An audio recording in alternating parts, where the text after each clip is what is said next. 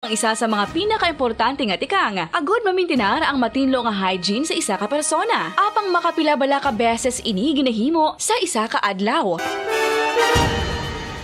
Suno sa American Dental Association, ginarekomendar ang pagpanipilyo sang makaduha ka beses sa isa ka adlaw. Sunod diri, maayo ang pagpanipilyo sa aga kag sa gabi gamit ang isa ka soft brittled brush. Para sa optimum dental health, ginapahayag sang ADA ang pagpanipilyo sang 2 ka minutos kag siguraduhon nga matinluan gid ang kada ngipon. Importante man nga tinluan ang tunga sang ngipon, isa ka beses kada adlaw. Importante man nga tinluan ang gum line, bangod posible ini nga tiniran sang bakterya. Friendly advice from Bombo Radio Bacolod. Luyag mo bala mga kabumbo nga mapanubo ang imo nga bugat? Nakasiguro ka bala nga nagakaigo ang imo nga pamaagi? Isa sa masami nga ginahimo sang iban nga mga luyag magpanubo sang bugat amo ang starvation diet ukon pagpagutom. Ini ang hinali nga pag-utod ukon pagpanubo sang intake sang calories sa gina-consume sa kada adlaw. Ginapinsar sang iban nga epektibo ini nga strategy sa madasi nga pagpanubo sang bugat. Apang nakahibalo-bala kamo nga ang hinali nga pagbaylo sang pinaagi sang pagkaon ang makatuga sang suli nga resulta? Naibaluan nga ang pagkaon sang tuman kadyutay o kon pagpagutom ang hindi maayo nga ideya kag ini ang makatuga agud nga magdako na gid ang bugat. Suno sa mga doktor, ang pagbalansi sang pagkaon sang manubo sa calories nga diet ang pinakaepektibo nga makabulig agud mapanubo ang bugat.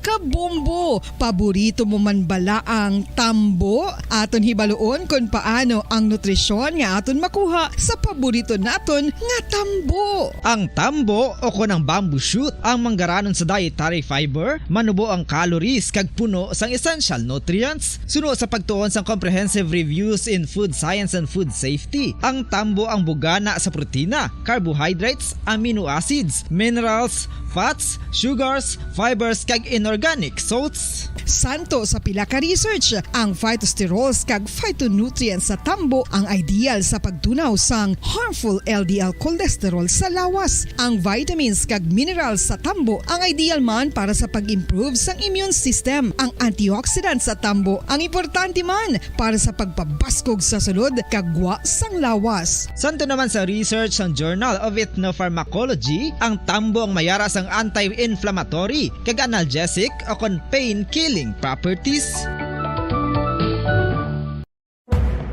Madamos ang sahi sa pagpamasahe kag isa na diri ang foot massage. Magluwas sa relaxing feeling nga mahatag sini, nakaibalo-bala ka mo. Nga madamo man ini sa benepisyo sa lawas. Ang pagmasahe sang tiil ang maka-improve sang blood circulation. Bangod nagabulig ini sa pag-transport sang oxygen sa cells sang lawas. Nagapromote man ini sang mas maayo nga tulog, kag ginabulong ang sakit sa ulo, migraine, sakit sa liog kag likod. Nagapa-improve man ini sang modo kag nagabulig bato sa depresyon. Magluwas diri, ginapabilin sini nga healthy ang tiil kag malayo sa food problems. Bangod gina-stimulate sini ang mga ugat diri kag ginabuhinan ang stiffness kag sakit sa dapa-dapa. Gani mga kabombo, maayo gid sa lawas ang foot massage. Pamangkot, sino sa inyo ang may tanom nga saging nga saba sa inyo balay o kun uma? Kagaangay sang halos kalabanan, paborito man bala ninyo ang saba nga saging? Nga wala labot pwede makaon kon fresh, luto o kon bisan hilaw, pinaagi sa pagtanok sini. Paborito ini naton nga snacks kun himuon nga banana Q, banana chips, crisp banana fritters o kun turon, namit man ini prituhon, plus ginahimo man ini bilang ketchup, banana ketchup. Kag ang luto nga saba, ginalunod ini sa mga potahe kaangay sang pochero. Yum yum. Well, sa mga utod naton dira nga hindi kumpleto ang ila adlaw kung hindi makakaon sang luto nga saging nga saba, good news! Bangod tuman kadamo gali ang makuha naton nga benepisyo sa pagkaon sang saba nga saging. Ang saging nga saba ang mahimo matawag Cardava banana. Gina-classify ini botanically bilang Musa acuminata ex balbisiana, isa ini ka hybrid cultivar nga native diri sa Pilipinas. Ginatawag man ang saba bilang praying hands, bangod daw kaangay sang mga kamot nga nagapangamuyo ang kortes ni. Yari ang pila ka mga surprising health benefits nga mahatag sang sab-a nga saging. Number 1, manggaranon sa potassium ang saging nga sab-a nga kinahanglan gid sa aton lawas para sa pag-function sa mga nerve cells kag muscle cells. Kalakip na diri ang aton nga korason. Mas sa minaton mabatian nga kun daw malupog ang isa ka tawo, magud nagapalang luya ang iyang nga mga tiil kag tuhod, ginapakaon ini sang sab-a nga luto. Ang kardaba, banana, naghatag man ini sang mineral nga importante sa pag-regulate sa aton blood pressure, fluid balance kag makapaayo man sa aton nerve and muscle function. Uy, agud nga mapaiway ang pagbatsyag sang muscle cramps kada tapos exercise, magkaon sang saging nga saba to avoid cramps. Manggaranon man ang saging sang vitamin C kag B6. Kalakip na ang magnesium, potassium kag magnesium rich nga saba banana makabulig sa aton lawas to regulate healthy heart rate besides lowering blood pressure. Ang isa ka tawo nga palakaon sang sab-a nga saging naganubo ang risgo nga magkabalatian sa korason. Sa karon nga may pandemic, mapuslanon gid ang pagkaon sang sab-a nga saging bangod napamatud-an nga makapaboost ini sang immunity bangod sang ginaangkon nga high concentration sang vitamin C. Sa pagpamahaw kun aga upod ang pagkaon sang saging, makapa-kickstart ini sang aton nga immune system kag makaamlig sang aton nga lawas batok sa mga infections, dala na ang pagpabakod sang antioxidant sa aton nga lawas. Gani wala labot sang apple, mahimo man mahambal. A banana a day keeps the doctor away and does your body a bunch of good.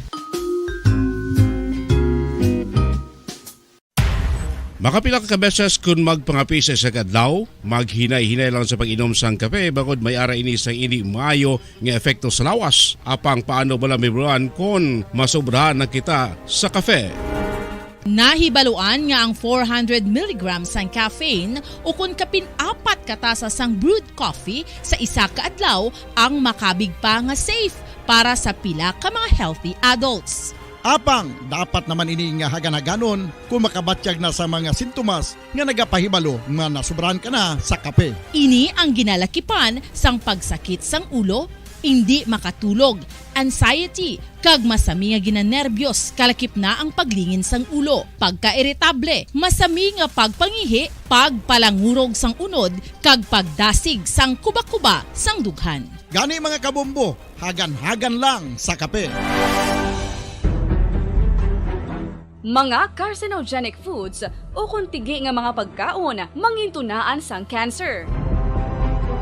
Nakahibalo bala kamo nga ang mga tigi o konsunog nga parte sang pagkaon kaangay sang barbecue kag inasal makabig nga carcinogenic o kon mangintunaan sang pagtubo sang cancer sa aton lawas. Kung naghambal kita carcinogen o kung carcinogenic, Oras sa Bombo Radio, Philippines Standard Time, 43 minutos ang nakaligad sa takna alas 5 sang hapon. Maayong hapon Pilipinas, Western Visayas, syudad sang Bacolod kag probinsya sang Negros Occidental. Nagapangalagad na ang Bombo Reports Afternoon Edition. Subong nga adlaw sang Sabado, pet sa 11 sa bulan sang Hunyo sininga tuig 2022. Kag sininga hapon inyo mangin kaupod, Bombo Jairi de los Reyes. Tub-tub kitatak na alas 6 ang gabi kag aton pagadiskusyonan ang mga nagapanguna nga mga balita diri sa syudad sang Bacolod kag probinsya sang Negros Occidental, kasubong man ang mga balita nasyonal kag mga balita sa luwas sang pungsod. Thank God it's Saturday no mga kabombo. Kamusta ang inyong weekend? Maayo gid nga balita kaya buwas nga adlaw Domingo kanselado ang igapatuman kung tani no nga scheduled power interruption sa NGCP diri sa syudad sang Bacolod. Buwas nga adlaw no una na nga nagpagwa sa abiso ang NGCP kasubong man ang Sineco nga may igapatuman nga power interruption kung tani sa adlaw sang Domingo apang kahapon nagpagwa man sila sa advisory nga ini ang kanselado.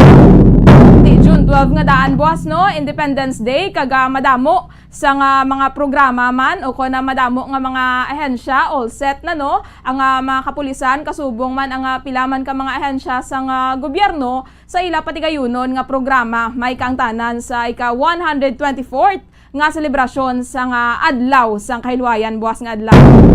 Magluwas dire masako-sako pagid buwas nga adlaw kaya may patigayunon ang Department of Labor and Employment ang DOLE sa Kalayaan Job Fair sa event area sa SM City Bacolod buwas nga adlaw.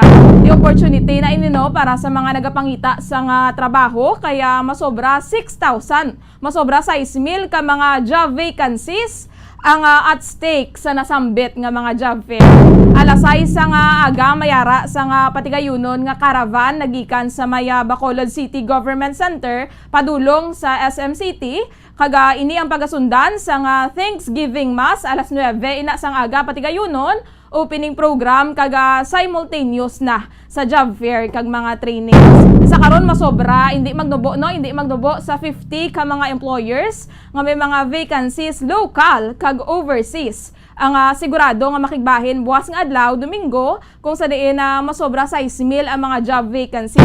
So kung lang taon ta masobra 6,000 man ang makaangkon sa trabaho hopefully buwas nga adlaw kung mangin madinalagon no kaga ginalauman tagid nga mangin madinalagon ini nga kalayaan na job fair. So ini ang labing una nga kahigayunan nga mayara sa face-to-face job fair humalin sa nagsugod ang COVID-19 pandemic. Masobra duha ka tuig man no or malapit duha man ka tuig mga kabombo nga nauntat ang amo sini nga mga aktibidad bangod man sa pagpanghangkat nga gindala sa COVID-19 pandemic.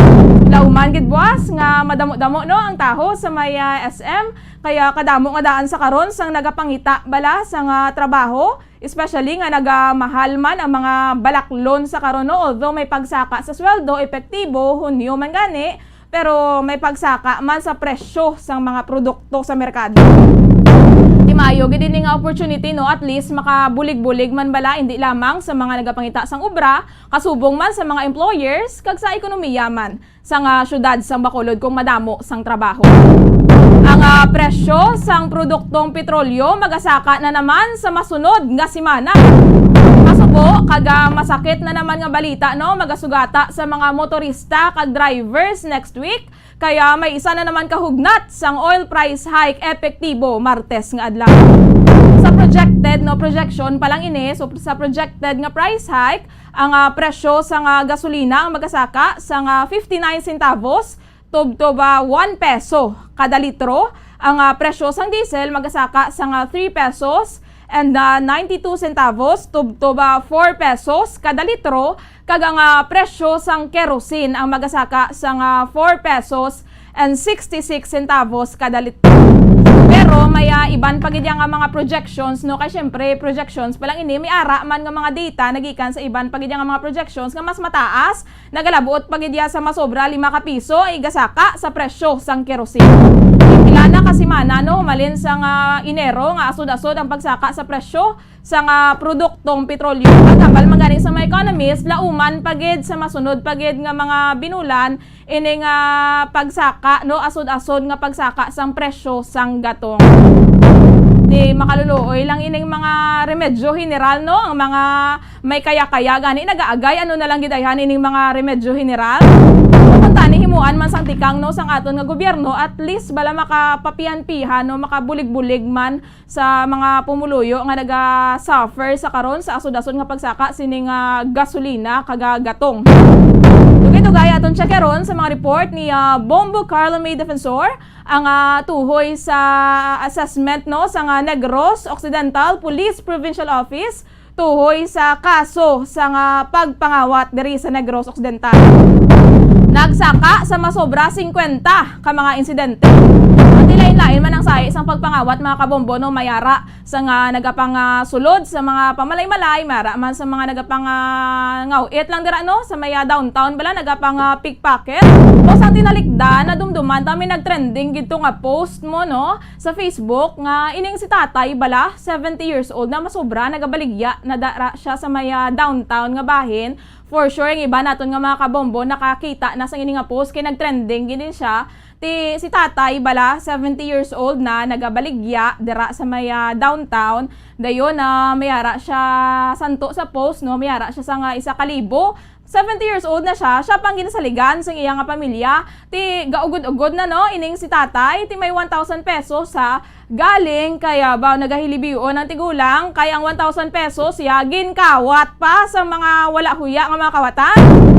Ti amo na no, wala sa karon pili ining mga kriminal, especially ining mga kawatan bala. Kaya imagine tigulang na ginano 70 years old na gina mga kabombo. Pero ginakawatan pa sa gihapon, no? Wala gid gihapon nakaluwas. Ay lang gid kaya may nagbulig sa sining tigulang, may mga good Samaritan man nga nagahatag sa iya. Pero masubo ini pamatian bala nga may mga taho yang nga nagapangabudlay, may mga taho yang nga nagaubra sang matarong, pero may yara gid nga makasaho lang bala magtimo worse pagamiton pa sa ilang bisyo ang pinangabudlayan sang iban. Aton man pagkakwaon ang dugang report ni Bombo Carlo May Defensor tuhoy sa isa ka lalaki nga nadakpan sa pagbayular sang RA 10591 o kun ining illegal possession of firearms bala sa may syudad sang Kabangkalan. Sa balita nasyonal, si President-elect Ferdinand Bongbong Marcos Jr. gintawag ang China nga our strongest partner. Pinakamakusog nga partner kuno hambal ni BBM ining China. Ini kuno bangod nga sa tunga bala sa pandemic, dako ang nabulig sa mga partners nga mga pungsod diri sa Pilipinas kag ining People's Republic of China nga amo no ang pinakamalapit nga kaingod sa pungsod ang strongest partner sa Pilipinas. Rason ko nga ayara nakita ko no sa post-pandemic sa karon. Di kay sa China man gani nagalin ning COVID-19. So no kaya BBM mas nag-close pagid no ang relasyon sa China kag Pilipinas kag ginalauman man sini nga mas magsanyog pagid ang relationship no sa duha ka pungsod. Ini ang ginpahayag no sa President-elect apisar sang mga ginapang-file sa karon nga mga protesta sa Department of Foreign Affairs batok sa China bangod sa masobra 100 no ka mga Chinese vessels nga nagabalalik sa may Hulian Philippine Reef sa West Philippine Sea. Ang ini apisar nga wala ginakilala sang China ang desisyon no sang Permanent Court of Arbitration sang 2016 bala tinaka-decide na tong ay hatag sa Pilipinas ang deber sa West Philippine Sea. Kung tulukon ta ang presidente sang Pilipinas no mabugat kagadako ang responsibilidad no sang chief executive nga ginauyatan especially sa bahin sang foreign affairs hindi taman nga daan gusto ang giyera di ba kung mapasod-asod kita da o kun paduso-duso lang kita sang tikang worse gid nga wala gid kita ikasarang bala sa China hindi taman nga daan gusto sang giyera pero hindi man ta dapat magpabuli sa iban nga pungsod no so it's up gid for the president for the incoming president kung paano ininiya balanseho. Una naman naging pahayag ni President-elect Ferdinand Bongbong Marcos Jr. nga pagadepensahan sa iya nga administrasyon ang soberanya no sa Pilipinas hindi man paghatag kuno ang sovereignty no sa Pilipinas kaga magapakigahinon anon siya sa China with a firm voice. 53 minutos ang nakaligad sa takna alas 5 sang hapon. Siningation ato na check yaron ang mga balita nga natipon sang patrol kasubong man ang sitwasyon sa karon sang syudad sang Bacolod kaya Bombo Carla May Defensor. Bombo Carla, mayong hapon, please come in. Yes, Bombo Jai, so nagdangat na sa 55 ka mga theft incidents na nagaluntad ri sa Negros Occidental, Bombo Jai, compare last year 2021 so nagaligad tugig mayara lang sang 42 ka mga insidente o kon theft incident o kon theft cases sa Bombo Jai ang nagluntad last 2021 from January to June Bombo Jai compare subong nga January to June mayara sang 55 ka mga theft incidents kag ang pinakadamo diri amo ang area sang Talisay City kung sa diin last year mayara lang sang 6 kag subong nga tuig 13 ang ginsaka o kon 7 ang ginsaka Bombo Jai kag naka-record sang 13 ka mga theft incidents kinsundan ini sang area sang Kabangkalan City Police Station o kon Kabangkalan City nga mayara sang na-record nga 6 last year wala sang may nagsaka pero 6 ang theft incidents and then ginsundan ini sang Silay kung sa diin last year isa lang subong nga tuig 5 ang insidente nga nagaluntad Bombo Jai o kon thief incident nga nagluntad ginsundan ini sang La Carlota, San Carlos, Hinigaran, Bombo Jai kung sa diin mayara ini sila sang 4 apat ka mga theft incidents nga luntad sa nasambit nga mga lugar Bombajay. So Bombajay mo ni subong ang gina-monitor gid sa aton sini nga kapulisan sa nga NOPO para at least nga malikawan ini nga mga insidente Bombajay. So Bombo Carla, inang pagkaso sang theft, Bombo Carla, amo na sa nga pagpanulod-nulod sa mga panimalay o kung in general naging na siya? In general, Bombajay, kay madamo man no, sa nabalitaan naton nga mga cases nga madamo sa mga nagluntad nga mga pagpangawat sinilang nga mga sinimana Bombajay, no? Nagligad, di mayara lang duwa or tatlo nga mga nagkaladakpan nga mga ang iban gani bataon ba diri Bombajay, no? Ang mga nagkaladakpan nga nagapangsulod sa grocery store o kung nagapangkuha sa grocery store Bombajay. So Bombajay, pamatian nato na pahayagi kay Police Lieutenant Abigail Donazo.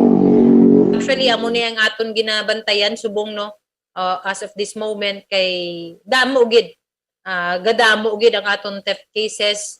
It's rising and we will do our very best to lessen these theft incidents. Amo na nga they're always reminded by our provincial director, especially ang aton mga chiefs of police, to really maximize the personnel, the strength of our personnel through police visibility sa aton patrolling para man malikawan, no, or ma-prevent ang incidents like this theft naton.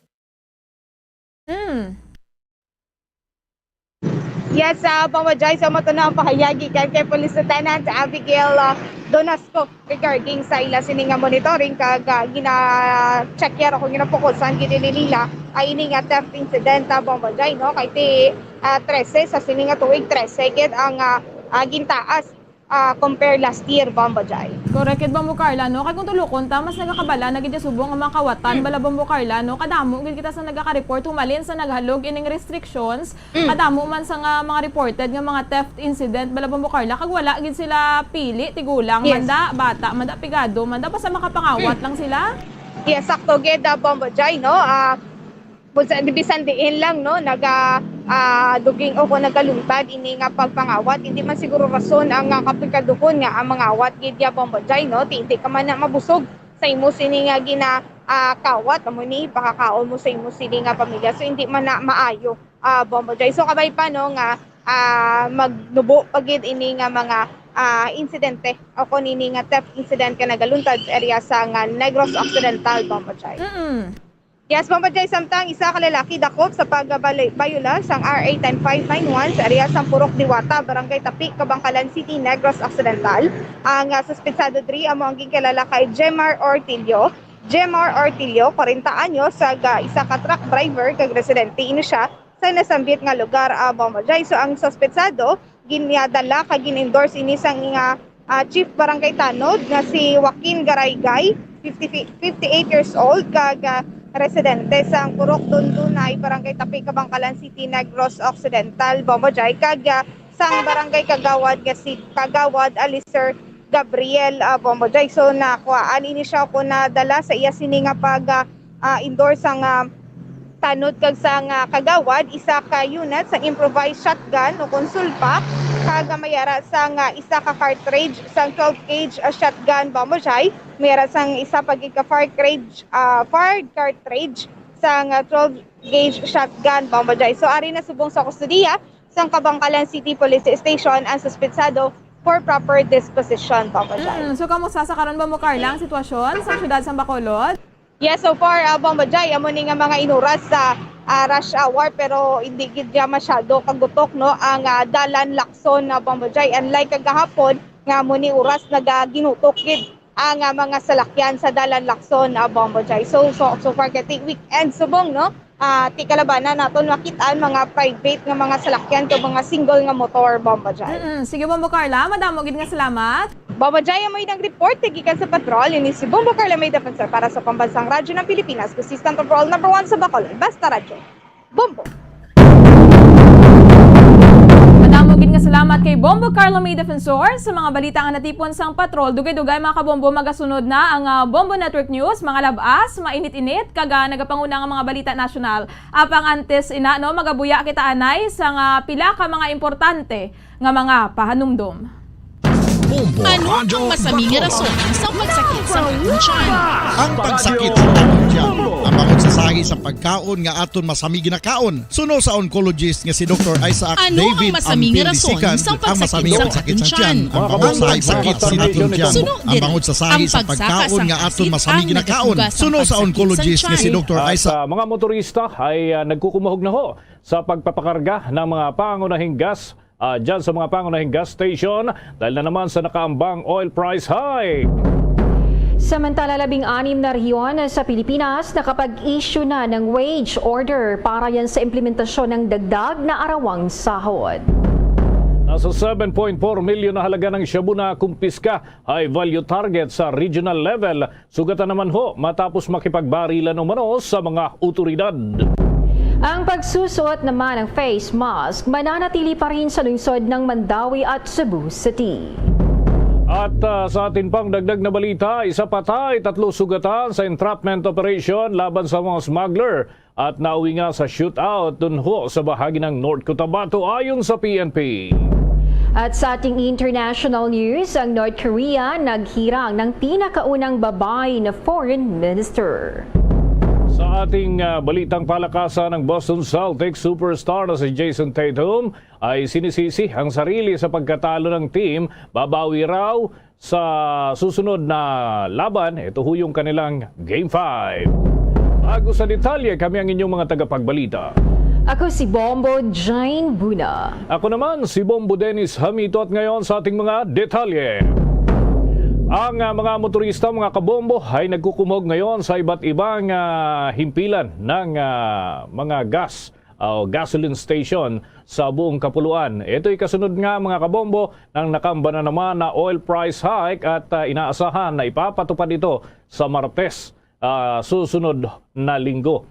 Sa presyo mga kabombo, narito ang ating talaan ng presyo nitong mga fuel na inaasahang magkakaroon ng price increase. Sa presyo ng gasolina ay inaasahan ang 1.70 hanggang 1.75 at yung diesel ay nasa 4 pesos at 25 sentimos hanggang 4.50 kada litro ho yan mga kabombo. Abang yung kerosene ay may mga initial na hong data na nasa 4 na piso 75 sentimo hanggang 5 piso ang idaragdag sa kada litro ng naturang produkto. Yan ho ay sa araw ng Martes. Kaya't inaasahan ho mga kabombo may posibleng paggalaw pa, magkakaroon pa ng pagbabago depende dun sa mga anunsyo ng kanya-kanyang kumpanya ng langis bago pa man ang implementasyon.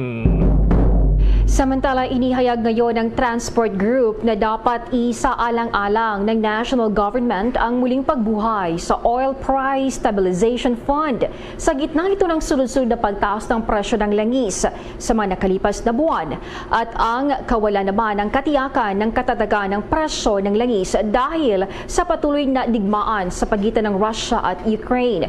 Mula Enero nitong taon, tumaas ang presyo ng gasolina ng 23 pesos and 85 centavos kada litro habang 30 pesos and 30 centavos kada litro sa diesel at 27 pesos 65 centavos naman kada litro sa kerosene.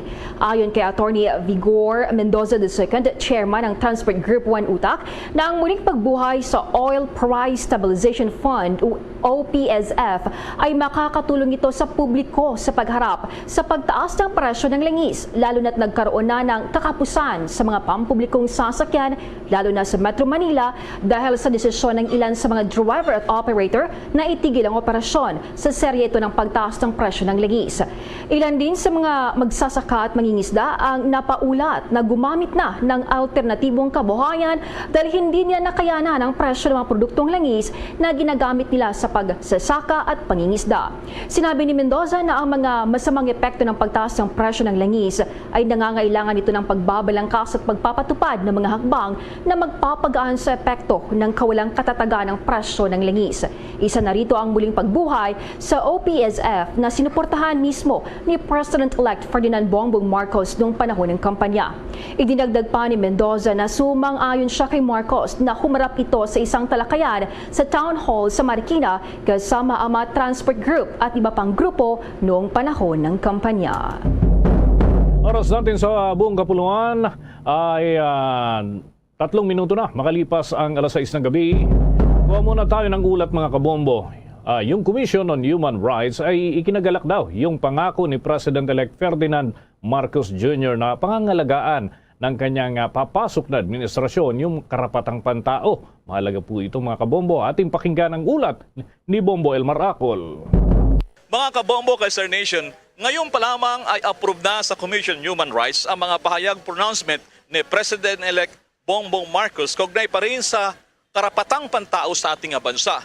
Believe din ang Commission on Human Rights sa gagawing hakbang daw ng darating na Pangulong Marcos kaugnay naman sa pagpapaigting pa at ginarin ay pagbibigay proteksyon sa human rights sa ating bansa. Sa likod ko dito sa lungsod ng Maynila, nakatitik dito ang mga pangalan ng mga biktima ng karapatang pantao noong rehimeng Marcos. Nandito 1972, 1973, 74 hanggang dekada 80. Dito napakaraming mga pangalan dito, yung mga namatay noong panahon naman ng nasabi namang administrasyon. Sa naging panayam ng Bombo Radio kay Attorney Jacqueline Andigia, ang Commission on Human Rights Executive Director, welcome daw sa kanila ang naging pronouncement ni Marcos sa pagtiyak ng high level of accountability para sa human rights violations. Una na ring naikwento ni United Nations Resident Coordinator in the Philippines na si Gustavo Gonzales na unang nag-ungkat daw sa sapi ng human rights ay mismong si Marcos na kanyang idulog ang UN Human Rights Council Resolution noong taong 2020 na nag-aalok pa ng technical assistance sa Pilipinas upang harapin ang mga problema na may kinalaman sa paglabag sa karapatang pantao. Sa isyu naman ay pagpapatuloy ng Marcos government ang programa ng pamalaang Duterte ukol sa war on drugs. Wala naman daw problema ito sa Commission on Human Rights. Ang malaga lamang daw ay ang approach o diskarte na gagawin ng susunod na pamalaan. Say na we are very happy and we welcome the statement made by the incoming president tungkol sa commitment niya sa their primary role to protect and promote human rights. At tulad nga na pagkasunduan nila kahapon ni sa United Nations. Samantala, dilan daw sa naturang mga pangako ng incoming president, medyo nabuhayan daw ng loob ang CHR lalo na at naging tampulan nga ng reklamo sa paglabag sa karapatang pantao ang ama ni BBM lalo na noong pinairal pa ang martial law sa bansa. Para sa komisyon, maganda ang panimula ni Marcos Jr. dahil sa hayagan din itong sinabi na magsasagawa siya ng consultation upang mabigyan ng sapat na suporta ang human rights agenda. Ayon pa kay Attorney Digia, dala niya sa deklarasyon na ito ni Marcos, umasa siya na ang pagrespeto at pagbibigay proteksyon sa human rights ay maging bahagi ng main agenda ng pamamahala ng President-elect hanggang sa mapaangat ang buhay ng mamamayang Pilipino. You know, again, that's another welcome development kasi kung matatandaan natin, merong United Nations joint program na pinasok ang Duterte administration noong end of the year last year, bunsod ng kanilang commitment na ginawa sa Human Rights Council, particularly delivered by Secretary of Justice Menardo Guevara. And dahil magpapatuloy yung proyekto na iyon sa susunod na administrasyon, napaka-importante talaga na ipagpatuloy yung konsultasyon sa iba't ibang stakeholders. Under that project kasi magkakasama ang different offices under the executive, DOJ, AFP, PNP, DFA and many more, kasama ang CHR at civil society. So, kumbaga, continuation yan at napakaganda kasi may pagkilala doon sa importansya ng proyekto at yung importansya rin doon sa proseso of being inclusive and consultative when it comes to the human rights agenda. Sa kabilang dako naman, ipinalala pa rin ng CHR ang marami pang mga issue at batas na sana raw ay gawin din ng papasok na Marcos administration na sana raw ay may sulong pa. Sa kabilang dako naman, para naman sa mga kabataang ito, sana raw ang mga pangako ni President-elect Marcos ay hindi mapako. Nanawagan din sina Tristan, Raymart at Jeng para bigyan din ng pagkakataon ang papasok na administrasyon na patunayan ang mga pinangangalandakan sa papasok na 6 na taon. Niwala tayo kay BBM na gagawin niya yung human rights na wala nang pagkitil ng buhay ng tao kasi para sa mahihirap lang yun eh, hindi naman na sa mayayaman. So, maniwala tayo sa kanya. Kahit saan masabi mo? Gaya nga ho ng aking paniniwala bukod sa first time ko bumoto, no, ang aking paniniwala kung sino man ho ang umupo, antabayan na lang ho natin ang kanyang magagawa. Kung sa about naman po sa human rights, it's all good po kung tutuparin niya po yun na nakagaya nung hindi ho nagawa, ay kagaya ho ng ginagawa ni Duterte na kung sa kanya po ay gagawin niya yung human rights na tama at itutuloy pa rin ang anti-drug. Napaka-okay po nun. Actually, I believe yung si President BBM is need natin bigyan ng chance kasi bago pa lang naman siya naupo. So, if he promised na igagalang niya human rights, pero tuloy pa rin drug war, drug campaign. So, we have to believe on him kasi president siya, kaya nga siya inelect kasi pinagkakatiwalaan siya ng marami. So, let's see, tingnan natin kung hanggang saan ba talaga yung... Para sa Bombo Network News, ito si Bombel Maracol nag-ulat para sa Pambansang Radyo ng Pilipinas. Basta Radyo, Bombo! Sa dagdag pang mga balita, sabay-sabay ang gagawing flag raising at wreath laying na isasagawa sa ilang mga national historical sites habang ginugunita ng bansang ika-124 na araw ng kalayaan bukas, June 12. Ayon yan sa National Historical Commission of the Philippines. Sinabi ng senior researcher ng NHCP na si Francis Christopher Pasion na ang mga site kung saan gaganapin ang flag raising at wreath laying ay kinabibilangan ito sa Barizuay Church sa Malolos, Bulacan, ang Andres Bonifacio Monument sa Caloocan City at ang Mactan Shrine doon sa Cebu. Pangungunahan naman ni Pangulong Rodrigo Duterte ang pagunita sa Araw ng Kalayaan sa Rizal Park. Mamarkahan ng okasyon ng huling pagkakataon na mamumuno si Duterte bilang Pangulo mula nang magtapos ang kanyang termino sa panunungkulan sa June 30. Ang riding public naman ay magkakaroon din ng libreng sakay sa MRT3 at LRT sa June 12. Samantala, isang socio-civic parade naman, ilang cultural show at job fair ang gaganapin naman sa Kawit, Cavite.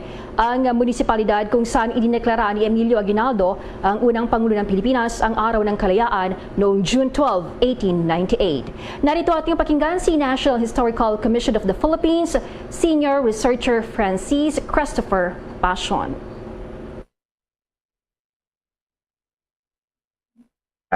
Rizal Park sa Manila. Magsisimula po ang programa po ng 9 o'clock. Ito po ay matutunghayan po natin po ang pagtataas po ng watawat at pag-release laying po sa dambana po ng Seridad sa Rizal Park. At pagkatapos po nito, marami po tayong mga nakahandang po una po sa lahat. Libre po ang sakay po sa MRT and LRT. Kasabay po pala ng programa ito na nilulunsad po natin sa Rizal Park ay simultaneous flag raising and wreath laying po sa mga national historical sites po ng buong bansa. So kasama po dito yung sa Barizuay Church po sa Malolos, sa Monumento po ni Bonifacio po sa Caloocan. Meron din po sa Cebu, sa dambana po ni Lapu-Lapu, sa Mactan. Lahat po ito naka-anunsyo po sa aming pong website po at saka sa Facebook page po namin. Maging ang aming pong mga museo, all of them po 27 museums all over the country. Meron pong inihandang mga programa at mga webinars po na maaari pong daluhin po ng ating pong mga kababayan po online. At para po matutunan po natin at sariwain po natin ang ating kasaysayan at kung saan po tayo nagsimula. Inyong napakinggan si National Historical Commission of the Philippines Senior Researcher Francis Christopher Pasion. Oras natin mga kabombo, mga ka-Star Nation, 14 minutos na ho makalipas ang alas 6 ng gabi at sa puntong ito ng atin hong balitaan ay atin hong bibigyan daan ng isang mahalagang panayam sapagkat kanina nababanggit ho yung mga aktibidad para ho bukas pabatiin natin sa Bombo Radio Philippines, we're nationwide and worldwide, Ginoong Eupemio Agbayani III, Historic Sites Development Officer mula ho dyan sa National Historical Commission of the Philippines. Magandang gabi po sa inyo. Ginoong Agbayani, welcome sa Bombo Radio Philippines. Magandang hapon po at magandang araw po sa ating lahat, sa mga nanonood na nakikinig po sa atin. Okay.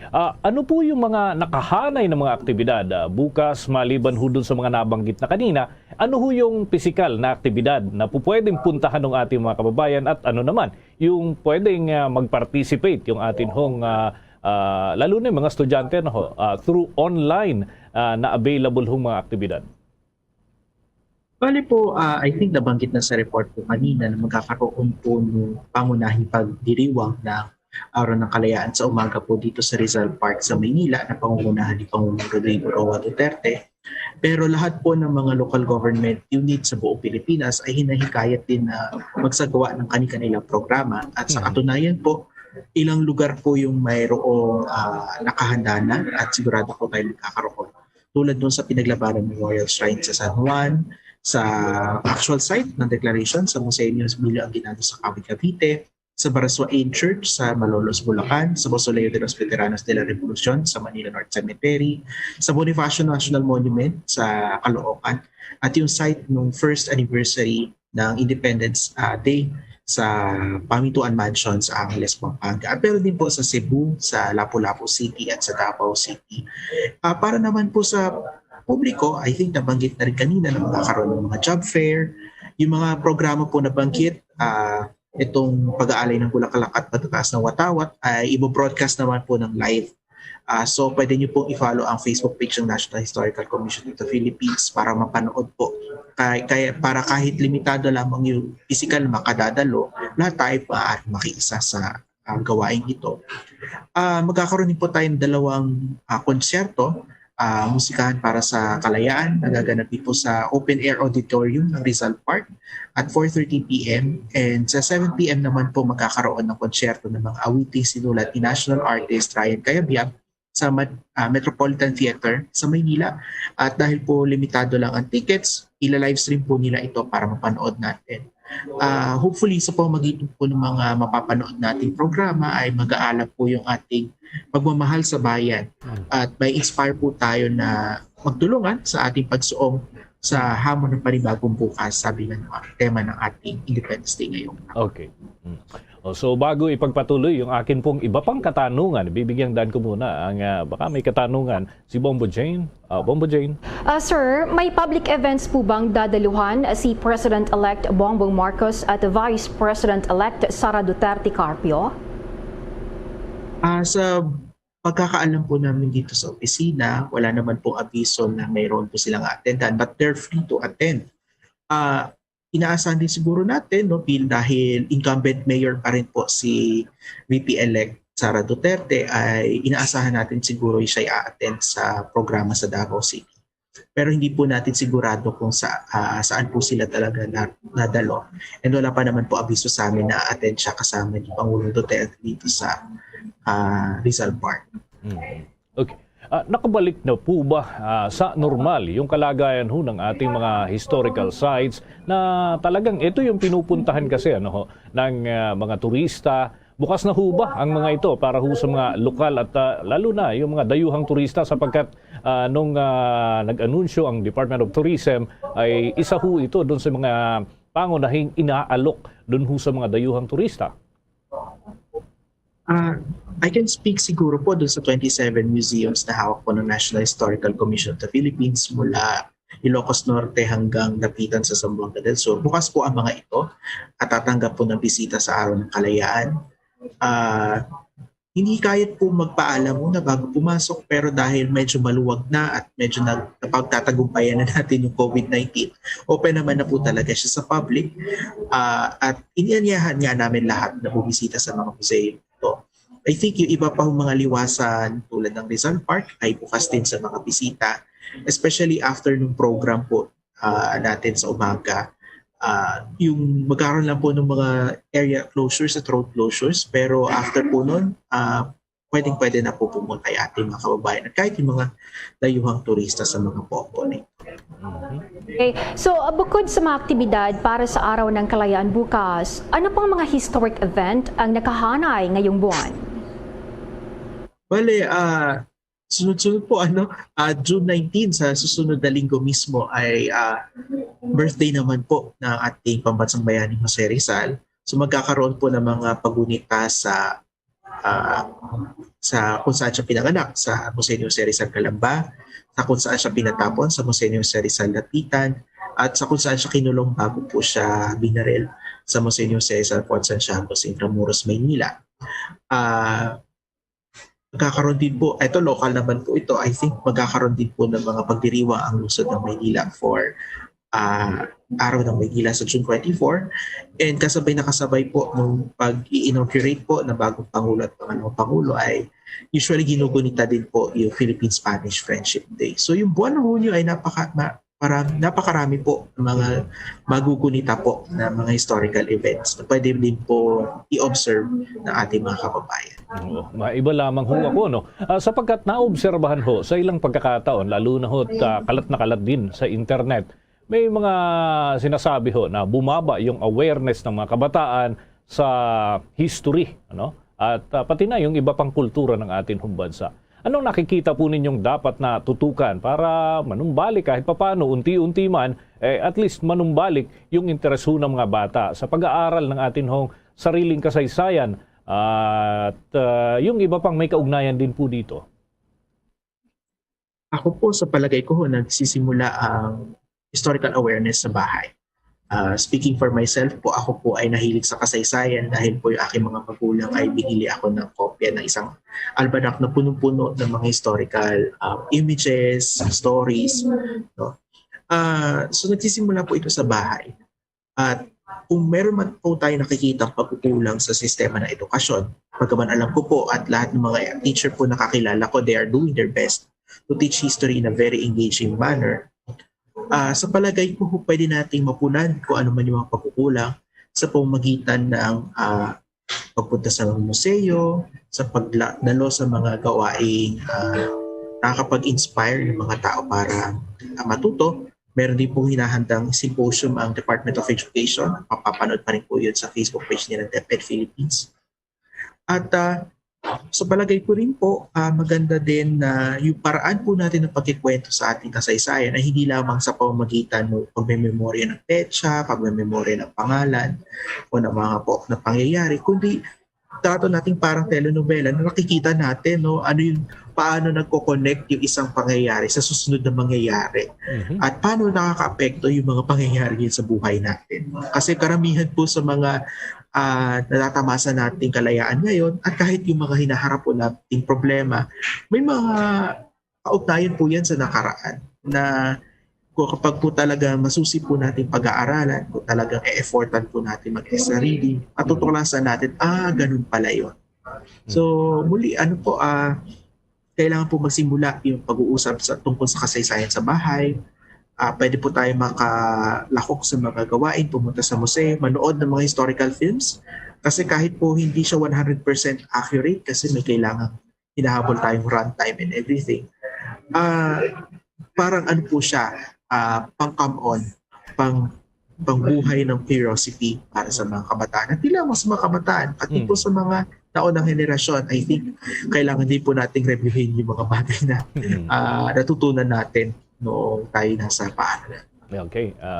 Siguro, paanyaya na lamang ho ninyo kung para sa mga aktibidad bukas at iba pang mga kinakailangan na sa tingin po ninyo ay mahalagang lahukan ng ating mga kababayan.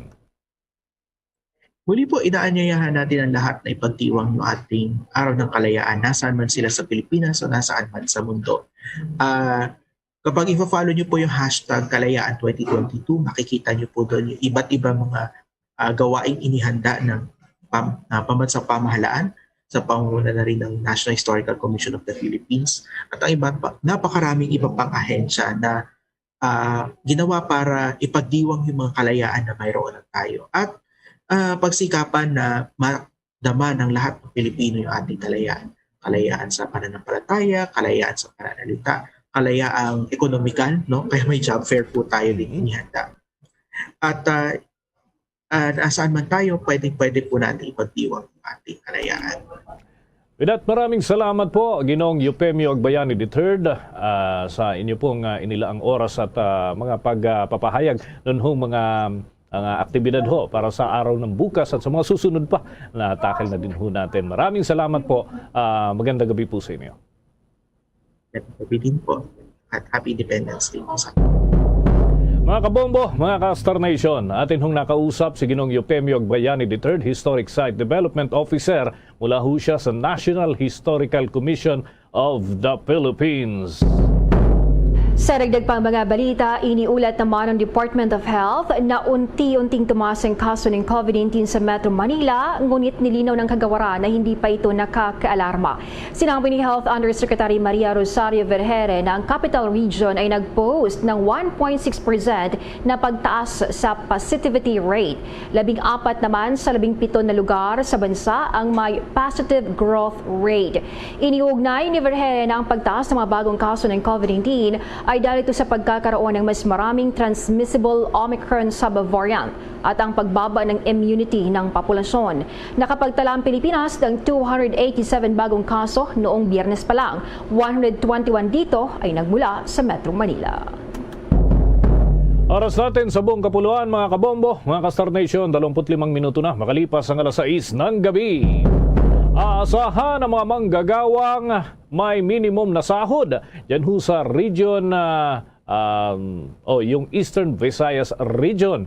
Ito ho'y good news, yung pagtaso ng kanilang daily pay. Ito ang naging pahayag ho ng Department of Labor and Employment para sa araw ho na ito. Iniulat nga ng DOLE ng Regional Tripartite Wages and Productivity Board, Region 8, ay naglabas na ho ng wage order na may code RB 8-22.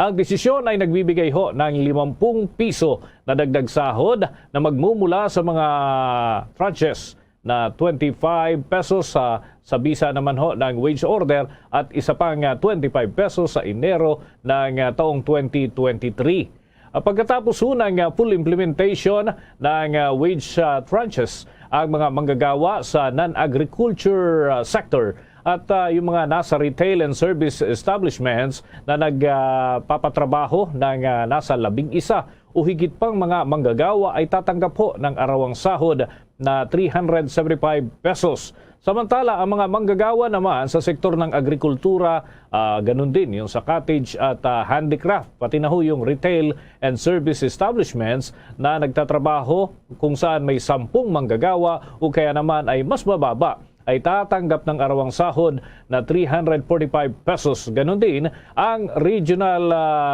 8 Wage Board ay naglabas din ho ng isa pang kautusan na nagbibigay naman ng 500 pesos na aumento sa sahod para huyan dun sa mga domestic worker na dinala ang bagong minimum sa buwan ho sa buwan ng sahod para huyan sa mga kasambahay sa Eastern Visayas sa 5,000 pesos para ho ito sa mga chartered cities at first class municipalities at 4,500 pesos naman para sa iba pang mga munisipalidad.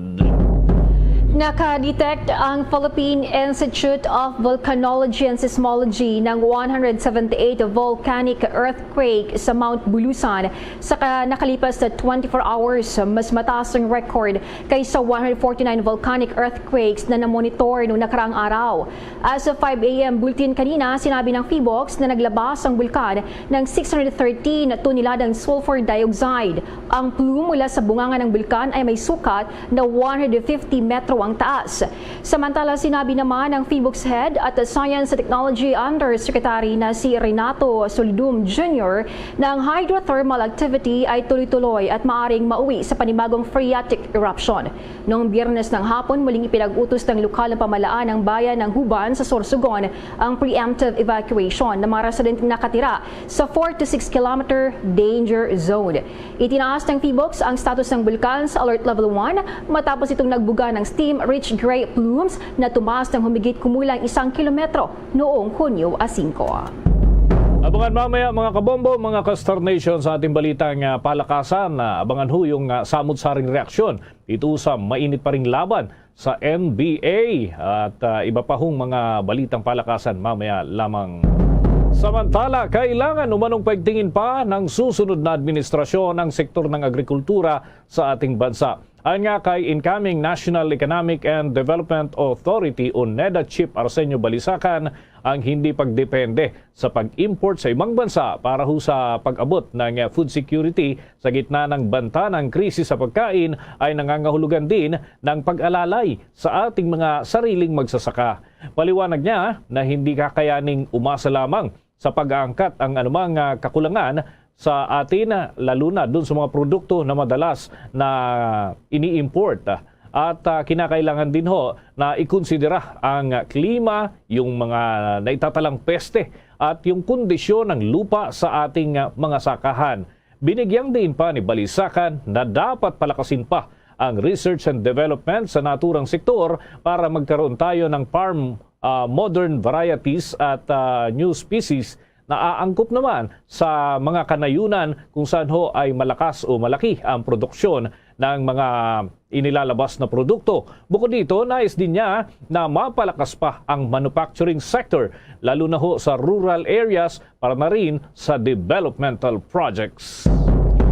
Sa dagdag pang mga balita sa oras na ito, 16 na rehiyon sa Pilipinas nakapag-issue na ng wage order para sa implementasyon ng dagdag na arawang sahod. Alamin ang detalye sa report ni Bombo Everly Rico.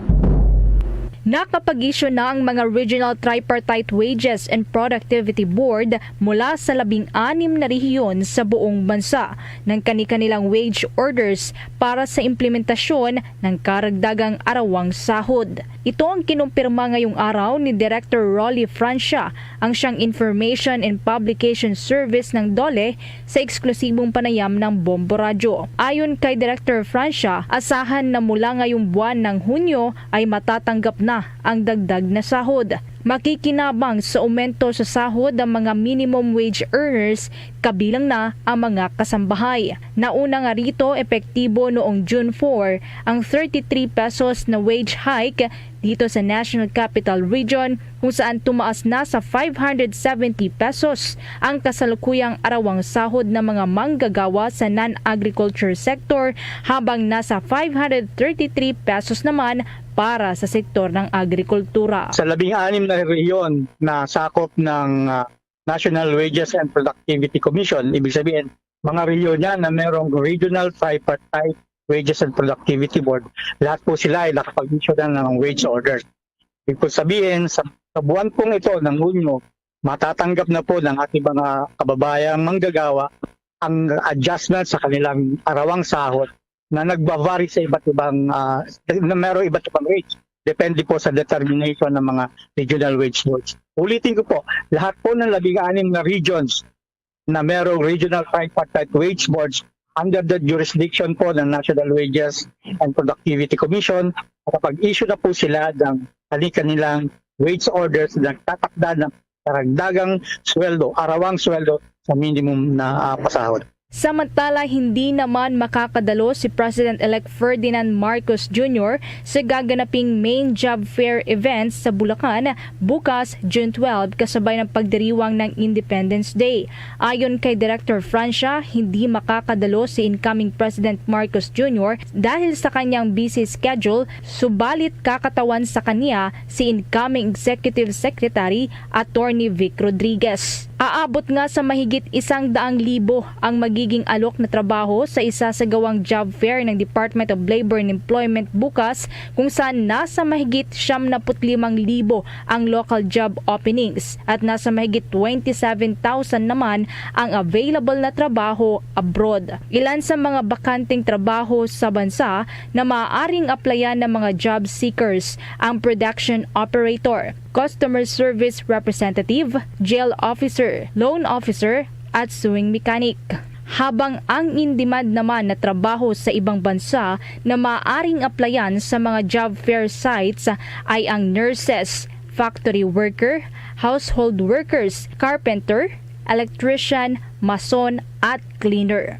Narito pang pagbabahagi ni Director Rolly Francia sa 25 lugar na paggaganapan ng job fair bukas. Nanyayahan natin ang ating mga kababayan na samantalahin ang pagkakataon na meron ganitong kadaming bilang ng hanap buhay para sa kanila. Opportunity to, no? Ito yung pagkakataon para makakuha sila ng trabaho at pwede silang pumunta. There are 25 job job fair sites. Ang sentro ng ating aktibidad bukas at ng job fair ay dyan sa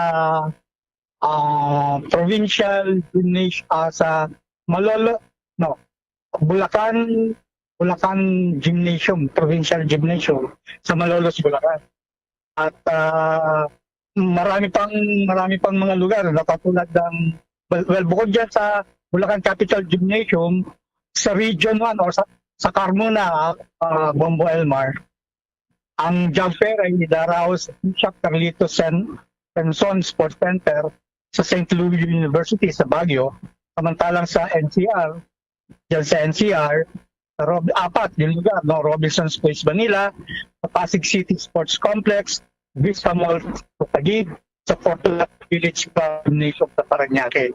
Samantalang sa Region 1, Bombo Elmar, idaraos siya sa Don Leopoldo Season Convention Center sa Alaminos, Pangasinan.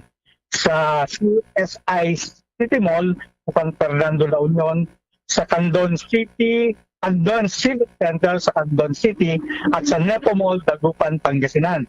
Sa Region 2 naman, Bombo Elmar, sa Robinson Place, Tugigaraw at sa Centro Mall sa Tago City.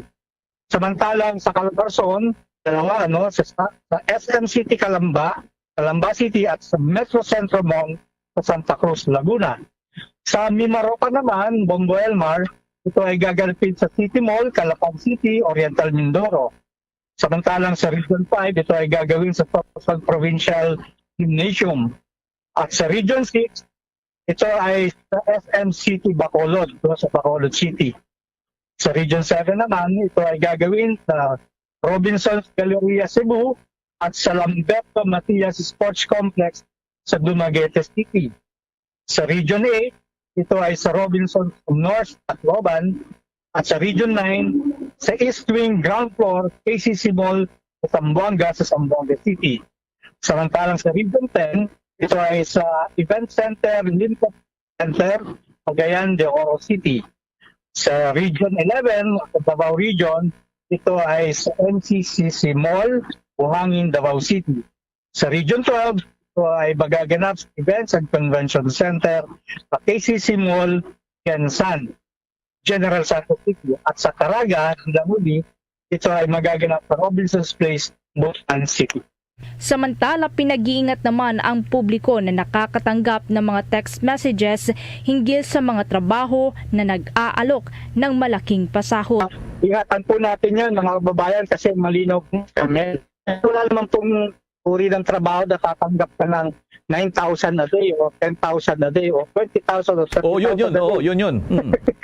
Wala pong ganyan. Kaya para po tayo makatiyak, pumunta lamang po tayo sa mga legitimate job sites o job placement sites ng Public Employment Service Offices. Doon po sa mga lugar ninyo, madami po yan. Sa iba-ibang municipalidad sa ibang probinsya, meron tayong tinatawag na Public Employment Service Office. Meron po sila mga website. At lalo na, para mas makakatulong din kung titingnan natin yung website po ng Bureau of Local Employment, yan po yung ble.dole.gov.ph. Yan po ang mga lehitimo na trabaho para po dito sa ating bayan. Yun po yung local employment. Samantalang kung overseas employment naman po, hanapin natin ang mga nakatala sa POEA website. Para sa Bombo Network News, Bombo Everday ko nag-uulat para sa pambansang radyo ng Pilipinas. Basta Radyo, Bombo! Iniulat naman ang Land Transportation Franchising and Regulatory Board na nakatakda na sa huling bahagi ng buwan o unang parte naman ng Hulyo ang paglulunsad ng ikalawang yugto ng 5 bilyong pisong fuel subsidy program para ho ito sa mga driver at operators ng public utility vehicle. Sinabi ni LTFRB Executive Director Tina Casyon na inihahanda na ng naturang tanggapan ang mga dokumento para ho sa pamamahagi ng panibagong 6,500 pesos na fuel subsidy para sa bawat benepisaryo ng PUB sector.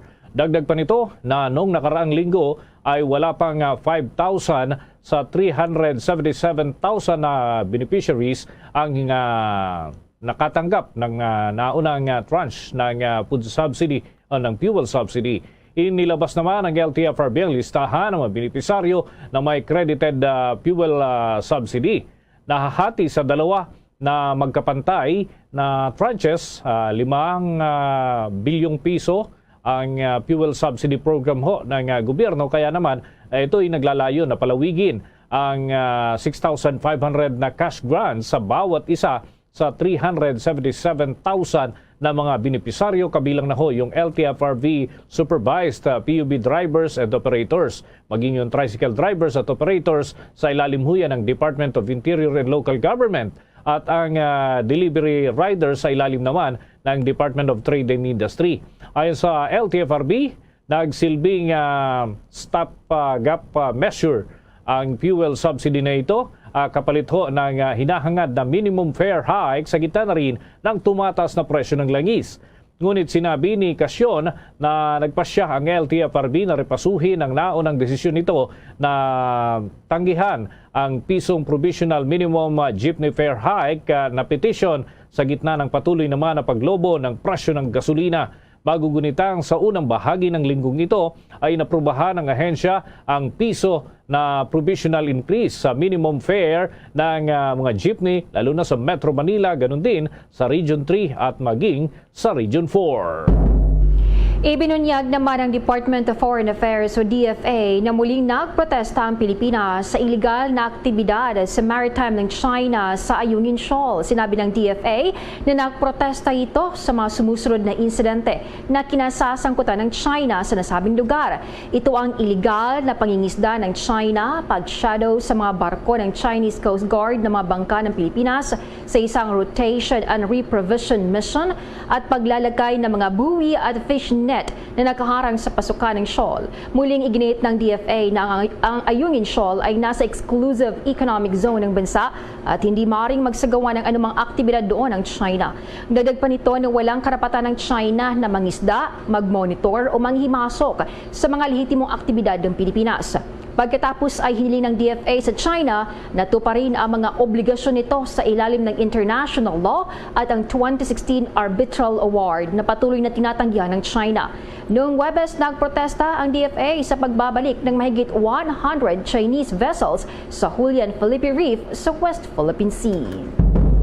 Inatasan naman ng Palasyong Malacanang si Anti-Red Tape Authority o ARTA Deputy Director General for Operations Undersecretary Ernesto Perez na pumalit pansamantala sa posisyon ni Jeremiah Bellica bilang Director General ng naturang ahensya hanggang sa katapusan ng termino ni Pangulong Rodrigo Duterte sa Hunyo 30. Ito'y matapos nga na suspindihin ng Office of the Ombudsman sina Bellica at iba pang 4 na ARTA executives na sina Deputy Director General Eduardo Bringas, Division Chief Cheryl Pura Sumagi at Directors Jedrick Nang at Melanie Salvador Aspirin. Ipinagutos nga ng Ombudsman ang kalahating taon na suspensyon dahil sa mga reklamong katiwalian na inihain ng mga opisyal ng Dito Telecommunity Corporation, at para pigilan ang mga ito na i-monopolize ang investigasyon, si Perez mga kabombo ay unang itinalaga nga bilang pinuno ng ARTA noong Disyembre ng taong 2018 bago itinalaga si Bellica noong Hulyo ng taong 2019. Hinimok ng Commission on Population and Developmental POPCOM ang susunod na administrasyon na tumutok sa pagbibigay ng food security at trabaho sa mahihirap na pamilyang Pilipino upang maibsan ang problema ng bansa sa gutom. Sinabi ni POPCOM Undersecretary Antonio Perez III na dapat ibase ng papasok na gobyerno ang minimum wage sa poverty threshold ng bansa na nasa average na 12,000 pesos. Ang minimum wage sa Metro Manila halimbawa ay nasa 570 pesos. Maaaring hindi pa rin ito sapat para sa pakainin ang 5 pamilya araw-araw. Hinimok niya ang Marcos administration na unahin ang food security at tiyaking hindi lalago ang bilang ng mga nagugutom na pamilya. Ang susunod na pamahalaan ay dapat ding magbigay ng trabaho, edukasyon at pabahay sa mga pamilya dahil ito ang kanilang pangunahing pangangailangan. Kung maalala, ang pinakahuling non-commissioned survey ng Social Weather Station na inilabas noong buwan ng Mayo ay nagpakita na 43% ng mga respondent ang nag-rate sa kanilang sarili bilang mahirap, habang 23% naman ang nakikita ang kanilang sarili bilang hindi mahirap.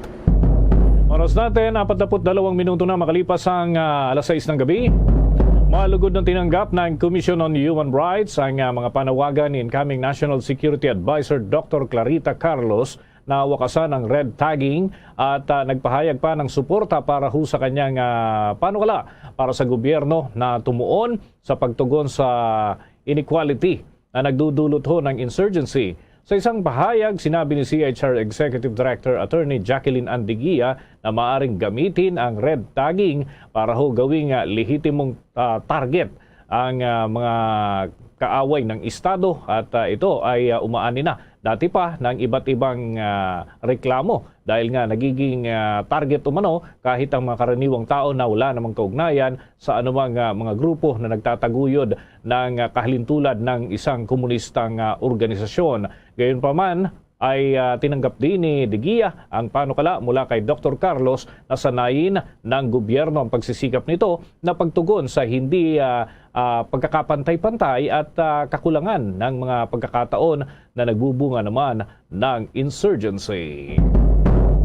Mamaya ating alamin dahil 7.4 million pesos na shabu na kumpiska at ang high-value target regional level sugatan matapos nakipagbarilan sa mga otoridad. Pero bago muna, Bombo Jane, mga kabombo, oras na natin sa buong kapuluan, 44 na minuto na makalipas ang alas 6 ng gabi at kuha tayo ng update. Ito, very controversial ito, Bombo Jane, sapagkat nitong nakalipas na araw ay naglabas ng anunsyo si Governor Gwen Garcia kung saan nga ay sabi niya ay hindi na obligado na magsuot pa ng face mask. Pero may ilang lugar sa lalawigan ng Cebu na hindi sang-ayon yung mga local chief executive sa naturang hakbang. Alamin natin ang nakalap na mga reaksyon at impormasyon ng Star FM Cebu.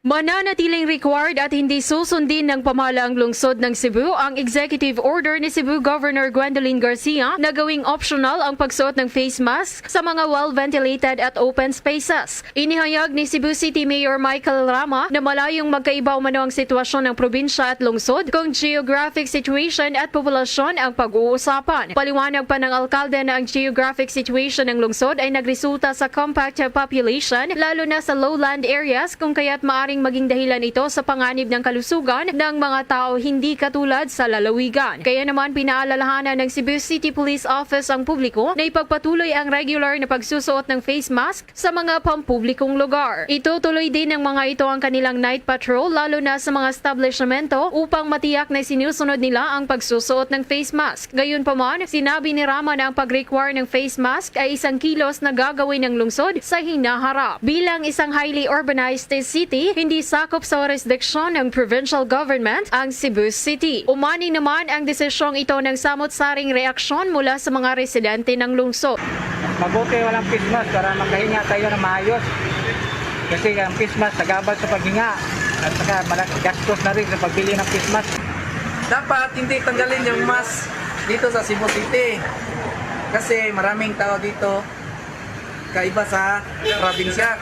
Kasi yung province kunti lang yung tao. Samantala, maging ang lungsod ng Mandaue ay nag-require pa rin sa pagsusuot ng face mask sa mga pampublikong lugar ayon sa pagkumpirma ni Attorney John Edo Ibanez, Executive Secretary ni Mayor Jonas Cortez. Susundin pa rin nila ang city ordinance at obligado pa rin ang mga tao na magsuot ng kani-kanilang face mask at kung sino man ang lalabag ay pagmumultahin ng 5,000 pesos. Mula Star FM Cebu para sa Bombo Network News, Star DJ Sophie Ember nag-uulat para sa pambansang radyo ng Pilipinas at #1 radio network in the country, Basta Radyo. Bombo! Naki-update na tayo tungkol hudon sa 7.4 million na shabu na nakumpiska ng mga otoridad at yung insidente na rin ng barilan sa pagitan ng mga otoridad at ng high-value target na dyan sa Central Visayas. May ulat ang Bombo Radio Cebu.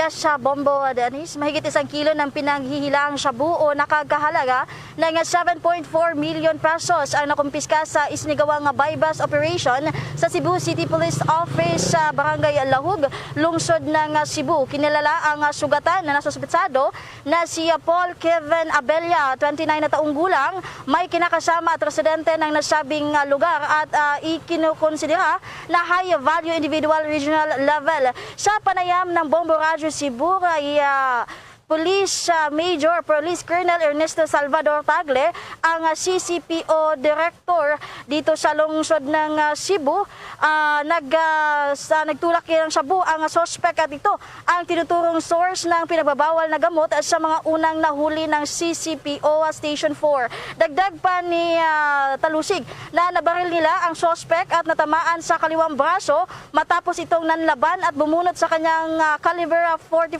pistol na loaded ng 4 na bala. Kasong may kaugnayan sa Republic Act 9165 o Comprehensive Dangerous Drugs Act of 2002 at saka RA 10591 o Illegal Possession of Firearms ang inihanda na laban sa suspect. Ngayon ating pakinggan ang naging panayam na ni Police Colonel Ernesto Salvador Tagle, ang Direktor ng Cebu City Police Office. At nasundan ito ngayon ng 1.4 kilos.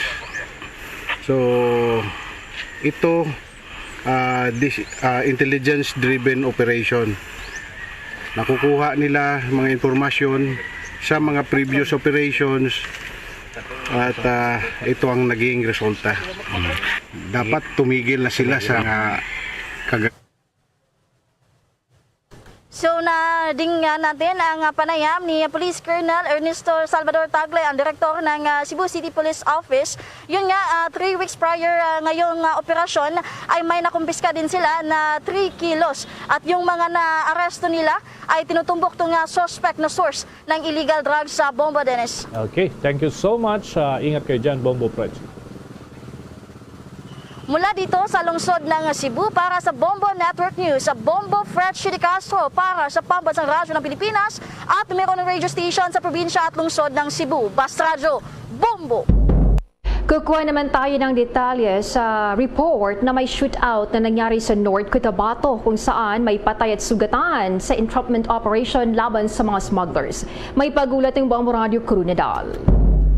Hinigpitan pa sa ngayon ng mga otoridad ang kampanya laban sa mga smugglers matapos ang pagkasawi ng isang suspect at pagkasugat naman ng 3 iba pa sa inilunsad na entrapment operation sa Barangay Upper Baguer, Pigkawayan, North Cotabato. Ito ang kinumpirma ni Police Major Jason Bainosa, ang hepe ng Pigkawayan PNP sa panayam ng Bombo Radio. Kinilalang nasawi na si Van Mangkog Ali, 40 years old, habang sugatan naman ang kasama nitong si Tahir Musa, 53 years old, kapwa residente ng Pagalungan, Maguindanao, matapos manlaban sa mga otoridad.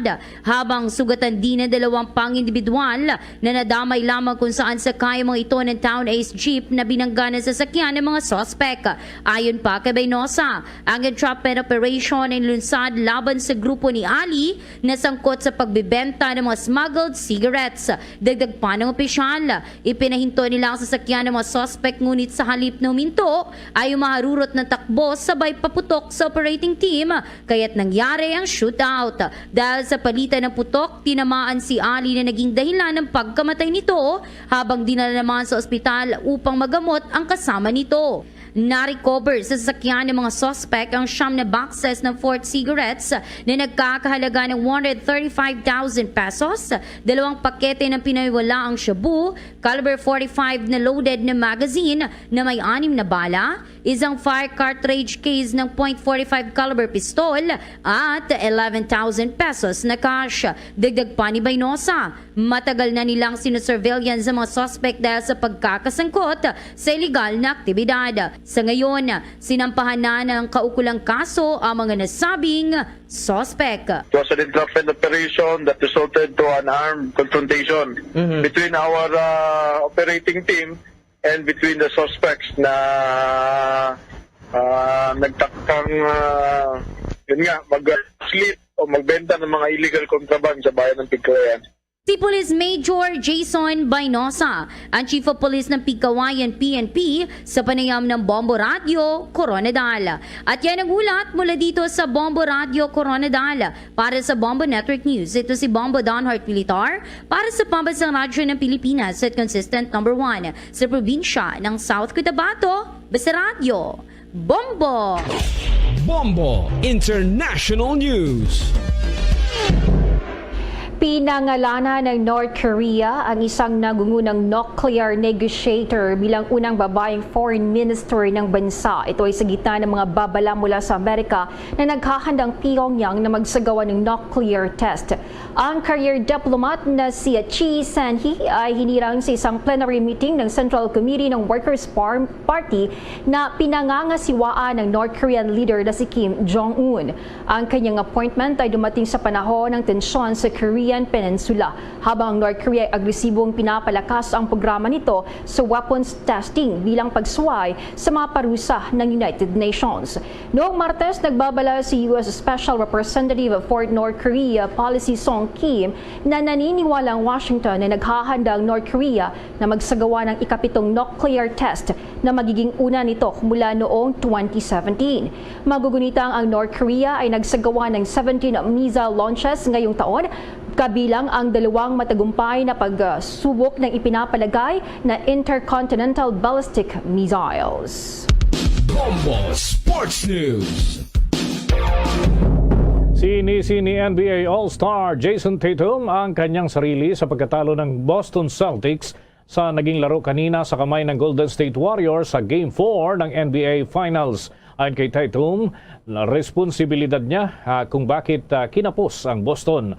Anya, kinakailangan na mas efficient ang kanyang mga diskarte, maayos ang tira para mas umepekto sa kanyang teammates. Sa kabila nito, nagbigay-pugay naman itong si Jason Tatum sa Warriors dahil sa matinding game na ipinakita ng mga naging katunggali. Sa naturang panalo ng Warriors para sa iba pang mga nagmamasid ay ipinakita raw ni Stephen Curry ang kanyang legendary game na nagbuhos ng 43 points kung saan ay dinumina ang naturang laro at tuwing nasa loob daw ng court, ganito ang kanyang performance. At maliban dyan ay naasahan na mas magiging mainitan ang Game 5 sa muling paghaharap ng dalawang kupunan dahil nga mas malaking mga pustahan pa ang inaasahan dito at yan ay para sa finals ng NBA para sa prangkisa nga nitong Boston Celtics ay ito'y napakahalaga sapagkat itong mga kabombo ang ika-18 kampyonato sa prangkisa ng naturang kupunan. Papatayo ng dagdag na ulat mga kabombo, yung apat na para-chesser ay nakapag-uwi ng medalya para sa Pilipinas sa ginanap po na Asian Online Chess Championship. May balita ang Star FM Dagupan. Nakapag-uwi ng 4 na medalya ang 4 na Philippine para-chesser sa ginanap na Asian Online Chess Championship for Players with Disabilities. Ito ay sina Jasper Rom, gold medalist sa Physically Impaired Open category, Redor Menandro, gold medalist sa Visually Impaired Open section, at sa Physically Impaired Women category naman, sina Cheryl Angot, gold medalist, at Chaser Crystal Mendoza, silver medalist. Sa eksklusibong panayam ng Star FM Dagupan kay National Master Jasper Rom, sinabi nito na hindi naman naging mahirap ang adjustment nila sa paglalaro online dahil regular ang practice nila kaya naging familiar na sila sa arrangement ng online play. I'm advocating for inclusion also of persons with disability. So gusto namin na ma-include talaga, ma-mainstream yung persons with disabilities, and one way is through sports. Dagdag pa nito, ang advocacy niya ay ang inclusion through sports ng mga person with disabilities kung saan ito umano ang kanyang inspirasyon sa patuloy na pagre-representa sa Pilipinas. Sa ngayon ay madami pa silang tournaments na pinaghahandaan pero ang goal umano ng Philippine Chess Para Team ay ang makapag-compete sa Chess Olympiad kung saan sinabi nito na hindi pa sila nananalo dito. Balita mula dito sa 100.7 Star FM Dagupan. Para sa Bombo Network News, Star DJ Daniel nag-uulat para sa Pambansang Radyo ng Pilipinas. Basta Radyo, Bombo. Bombo Entertainment News. Bombo Entertainment News. Ang batikang manunulat na si Ricky Lee hindi inaasahang mapapabilang sa mga bagong national artist ng Pilipinas. Binahagi pa sa Bombo Radio at Star FM ang kanyang reaksyon. Alamin ang detalye sa report ng Star FM Bacolod. Binabaha ng pagbati ang batikang manunulat na si Ricky Lee matapos mapabilang sa inihayag ng Malacanang na paghirang sa mga bagong national artist ng bansa sa pamamagitan ng anunsyo ng pinuno ng National Commission for Culture and Arts or NCCA na si Nick Lazaso. Sa exclusive interview ng Star FM Bacolod kay Ricky Lee, sinabi niyang hindi niya inaasahan ng ganitong mataas na parangal, ngunit labis na nagagalak na isa sa mga hinirang ng mga bagong national artist ng Pilipinas. Ilan sa mga kilalang ginawa ni Ricky Lee ay ang Himala, Jose Rizal, Muro Ami at Death Row. Binahagi pa ng batikang manunulat ang kanyang reaksyon at kasalukuyang ginagawa para pasalamatan ang mga bumabati pa sa kanya. Hindi pa ako sobrang nakaka-react kasi mula nang malaman ko kagabi hanggang ngayon, naging busy ako kare-react sa mga texts at messages ng mga kaibigan at react ako ng react sa kanila. But I'm sure masaya ako sa nangyayari dahil masaya ang mga kaibigan ko at lahat ng mga workshoppers ko. Maliban kay Ricky Lee at Jimino Abad para sa panulat at literatura, kabilang pa sa napili sina Nora Honor sa pelikula, Fides Cuyugan Asensio sa musika at Agnes Locsin para sa sayaw. Nahirang ding national artist ang mga yumaong sina Marilu Diaz Abaya sa pelikula, Tony Mabisa sa teatro at si Salvacion Lim Higgins para sa fashion. This is Ricky Lee and you're listening to 95.9 Star FM Bacolod. It's all for you, Basta Radio Bombo. At yan ang balita mula dito sa 95.9 Star FM Bacolod para sa Bombo Network News. Star DJ Asher, nag-uulat para sa Pambansang Radyo ng Pilipinas. Basta Radio, Bombo! Bombo Foreign Exchange Update. Para sa mga nag-aabang sa palitan ng piso kontra sa foreign currencies na itala mga kabombo, ang katumbas ng isang US dollar ay 52 pesos 94 centavos at ang Singaporean dollar ay 38 pesos and 29 centavos. Ang Hong Kong dollar naman ay may katumbas sa Pilipinas na 6 pesos 74 centavos at ang euro ay 56 pesos and 22 centavos habang yung Saudi Arabian Rial ay 14 pesos and 11 centavos batay sa data ng Bangko Sentral ng Pilipinas. The Bombo Foreign Exchange Rate Update is brought to you by Queen City Development Bank. Bago tayo magtapos, ang Bombo Radio Philippines po ay nag-aanyaya sa lahat para sa sama-samang panalangin. Narito ang Oratio Impirata. Merciful and compassionate Father, we confess our sins and we humbly come to you to find forgiveness and life. We come to you in our need to seek your protection against the COVID-19 virus that has disturbed and claimed many lives. We ask you now to look upon us with love and by your healing hand, dispel the fear of sickness and death, restore our hope, and strengthen our faith. We pray that you guide the people tasked to find cures for this disease and to stem its transmission. Bless the efforts to use the medicines developed to end the pandemic in our country. We pray for our health workers that they may minister to the sick with competence and compassion. Grant them health in mind and body, strength in their commitment, protection from the disease. We pray for those afflicted. May they be restored to health. Protect those who care for them. Grant eternal rest to those who have died. Give us the grace in these trying times to work for the good of all and to help those in need. May our concern and compassion for each other see us through this crisis and lead us to conversion and holiness. Grant all these through our Lord Jesus Christ, your Son, who lives and reigns with you in the unity of the Holy Spirit, God, forever and ever. Amen. We fly to your protection, O Holy Mother of God. Do not despise our petition in our necessities, but deliver us always from all dangers. O glorious and blessed Virgin. Amen. Our Lady, health of the sick, pray for us. Saint Joseph, pray for us. Saint Raphael the Archangel, pray for us. San Roque, pray for us. San Lorenzo Ruiz, pray for us. San Pedro Calungsod, pray for us. At yan ang Bombo Network News. Kami ang inyong mga naging tagapagbalita. Ako si Bombo Jane Buna. Ako naman si Bombo Dennis Hamito para sa Pambansang Radyo ng Pilipinas, Basta Radio. Bombo! Maramugid nga salamat sa Bombo News Center. Oras sa Bombo Radio Bacolod, Philippine Standard Time. 4 minutos na nakaligan sa tak ng alas 7 sa gabi. Ay gabi sa Bacolod, Negros Occidental, Wasa Visayas, Bilog nga kalibutan. Nagapalag na panatuntunan Zona Libre. Ang sang Sabado, petsa 11, sabay sa bulan sang Hunyo tig 2022. Sa to sa ring pagparagad sa to sa ring pagulup na sa karon nga gabi may kopod na ang sa ring alagad si Bombo Ponsispino. Tubtub kita alas 9 ang okon lasot sa imidya ang tak na sa ring gabi sa pagdulong sa kapagpatpat sa pila ka madalaguan nga mga balita. Balita lokal, balita national, balita sa lasang pungsod, balita sa patag sa nampang kag sa artista.